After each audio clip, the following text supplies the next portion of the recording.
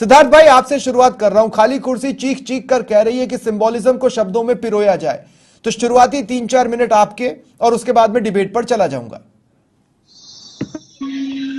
सबसे पहले तो मैं आप सभी के दर्शकों को बहुत बहुत शुभकामनाएं देता हूं कि आज राष्ट्रकवि रामधारी सिंह दिनकर जी की पुण्यतिथि है और दिनकर जी राज्यसभा के सांसद थे और राजनीति और साहित्य को लेकर एक प्रसंग मुझे याद आ रहा है।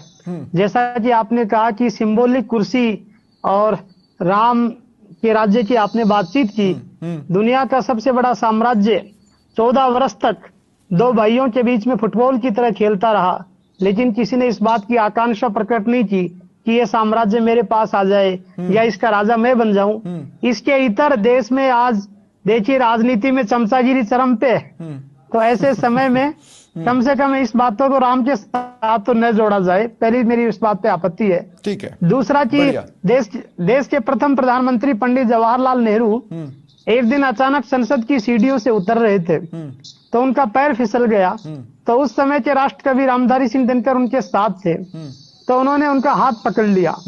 तो नेहरू जी ने कहा कि दिनकर जी आपका बहुत बहुत शुक्रिया कि आज आपने गिरने से बचा लिया। तो दिनकर जी का जो जवाब था वो हम सब कलमकारों का जवाब आज के दौर में है।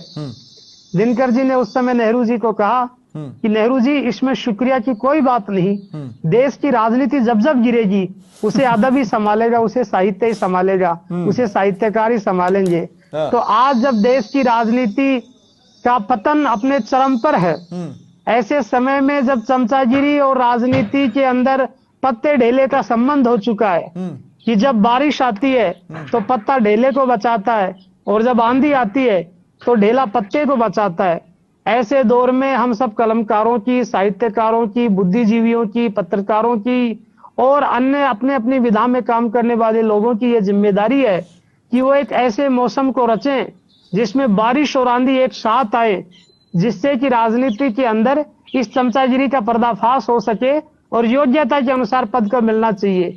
और हमारे रामधारी सिंह दिनकर ने कहा है कि सदियों की ठंडी बुझी राख सुगबुगा उठी, मिट्टी सोने का ताज पहनती है। ठीक है सिद्धार्थ भाई, कोई तकनीकी खामी आई यहाँ पे? एक चले गए, मजा आ रहा था सुनने में, क्योंकि खाली कुर्सी को देखकर सिद्धार्थ खुद क्या सोचते हैं ये और पता चलता तो मजा आता।